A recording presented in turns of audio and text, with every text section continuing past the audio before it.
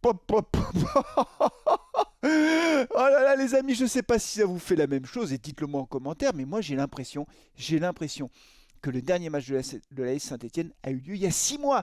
J'ai l'impression que ça fait 6 mois qu'on ne voit plus de match, alors que ça fait que 15 jours avec la trêve internationale, mais j'ai l'impression que ça a duré une éternité. Je ne sais pas si ça vous fait la même chose. Dites-le moi en commentaire. Salut à tous les amis, très heureux de vous retrouver pour le retour du championnat de France de Ligue 2. Ça y est, c'est reparti pour un tour, si je puis dire. 11e journée du championnat de France. Et là, c'est l'heure de vérité. Eh oui, c'est l'heure de vérité. Qu'est-ce que vous voulez que je vous dise? L'AS Saint-Etienne se déplace lundi soir chez le leader Laval. Laval qui est sur une série incroyable de 6 victoires consécutives. Laval qui depuis le début de saison est un peu l'équipe surprise de ce début de championnat. Franchement, je n'imaginais pas voir Laval premier après 10 journées, mais voilà, ils sont en tête. Ils ont 25 points les Lavallois, donc ils sont vraiment très loin devant. Ça se passe bien pour eux. Et ce qui est très particulier avec Laval, c'est que ils ont 8 victoires, mais sur ces 8 victoires, il y en a 5 qui se sont terminées par le 1-0. Et là, je fais une petite parenthèse, les amis, on en a parlé dans Carton Rouge le mag, en disant oui, mais les Verts, ils jouent mal, machin, le bilan est pas bon, ils savent pas jouer, machin. Et en fait, Laval, eux, ils gagnent leur match 1-0, et c'est tout. Et ça suffit. En tout cas, ça suffit pour être en tête du championnat. Et voilà, les 3 dernières victoires de Laval se sont soldées par ce score de 1-0, notamment la dernière victoire à Bordeaux. Donc on peut dire que les Lavallois sont hyper pragmatiques, hyper efficaces. Ils ont une défense de fer.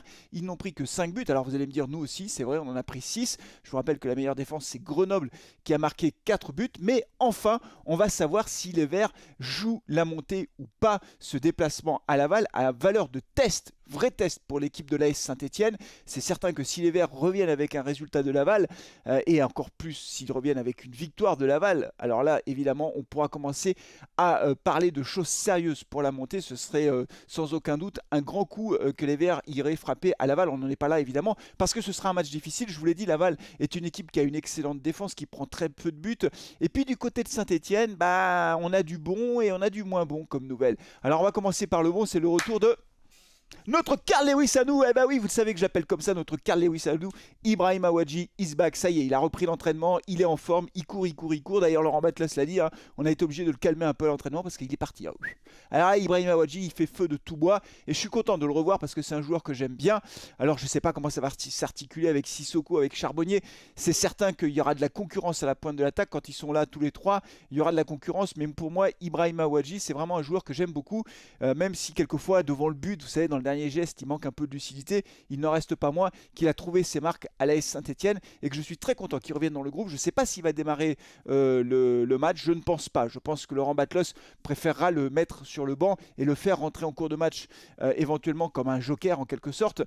C'est vrai que quand on a été longtemps absent comme ça, même si on a repris l'entraînement, même si tout va bien, on n'a pas trop envie de prendre de risques, on a envie de lui faire reprendre la compétition prudemment, donc peut-être qu'il rentrera un quart d'heure, 20 minutes de la fin du match. En tout cas, c'est la bonne nouvelle les amis. Alors pour le reste, il y a des nouvelles qui sont moins bonnes.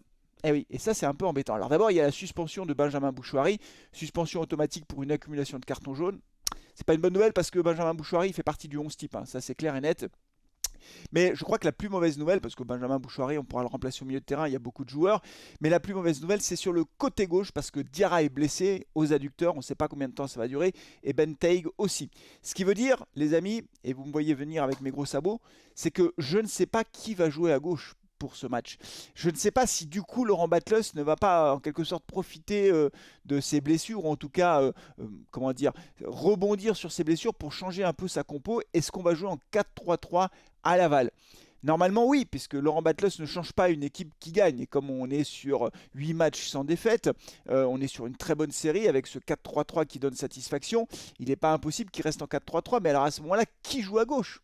Diarra n'est pas là, Benteg n'est pas là. Petro ne peut pas jouer ce rôle, on le sait, ce n'est pas un gars qui joue à gauche. Alors peut-être, c'est une hypothèse, elle vaut ce qu'elle vaut, j'en sais rien, honnêtement, j'ai pas regardé concrètement alors les entraînements évidemment, parce que je ne suis pas aux entraînements de la Saint-Etienne, mais j'ai pas regardé s'il y a eu des informations qui ont circulé, mais peut-être qu'il fera jouer Cafaro sur un côté, qui mettra de l'autre côté un joueur comme Lobry par exemple, je ne sais pas. En tout cas, il y a une interrogation, elle est importante cette interrogation, parce que c'est vrai que ça déséquilibre en quelque sorte l'équipe. Le 11 de départ, Diarra était un titulaire indiscutable, même si Thomas l'a mis dans son flop 3. Diarra s'était imposé dans le 11 de départ de Laurent Batles Douglas. Et donc voilà, je ne sais pas trop ce qui va se passer en réalité. On sait que Tardieu sera titulaire, on sait certainement que Fomba sera titulaire aussi, puisque en l'absence de Bouchouari, il y a de fortes chances que Fomba soit titulaire. Est-ce que Mouefek sera titulaire? C'est pas impossible qu'on ait ces trois milieux-là au milieu de terrain, si je puis dire. Après, la défense, là, il n'y a pas trop de surprises à attendre, puisqu'on aura Larsonneur dans les buts, évidemment. On aura Batu Bissinka, le Batu Bissinka, qui nous fait tant de bien défensivement. Briançon, bien sûr. On aura Apia.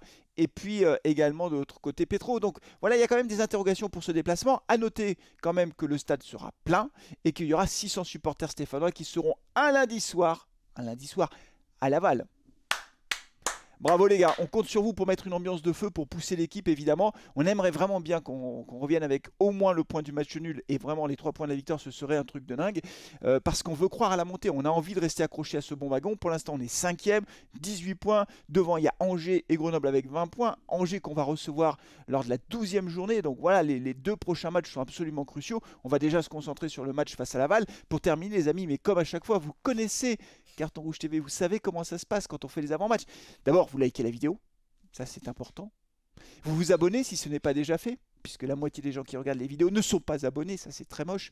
Et puis surtout, vous mettez votre pronostic dans les commentaires, que j'ai un petit peu la tendance, savoir comment vous sentez ce match. Je pense qu'il y a un peu d'espoir qui revient, alors il ne faut pas s'enflammer, mais je pense quand même que les supporters stéphanois ont envie d'y croire. On a tellement souffert depuis 5 ans qu'on a envie de se remettre un petit peu à rêver. Et pour pouvoir rêver, il faut rester accroché dans ces 5 premières places, et ça passe par un bon résultat à Laval. Je serai en direct pour commenter le match les amis, lundi soir, je ne serai pas ici, mais je serai en direct avec vous pour commenter le match. On espère que les Verts vont s'imposer à Laval. Moi je vous donne mon pronostic les amis, je pense qu'on fera match nul, ce qui sera pas mal. Ah oui, je vous donne mon prono, c'est comme ça. Je pense qu'on fera match nul, ce qui sera un bon résultat, peut-être un 1 partout, vous voyez, un truc comme ça, Laval qui ouvre le score et puis nous qui allons égaliser sur penalty peut-être. Peut-être que c'est Ibrahim Awadji qui va égaliser, on verra. En tout cas moi je mise plutôt sur un match nul, ce qui serait honnêtement déjà un bon résultat, un match nul chez le leader à l'extérieur. Franchement ce serait déjà pas si mal que ça. Merci les amis d'avoir suivi cette vidéo, je vous retrouve lundi soir. D'ici là prenez soin de vous, de vos proches, et allez les Verts, ciao.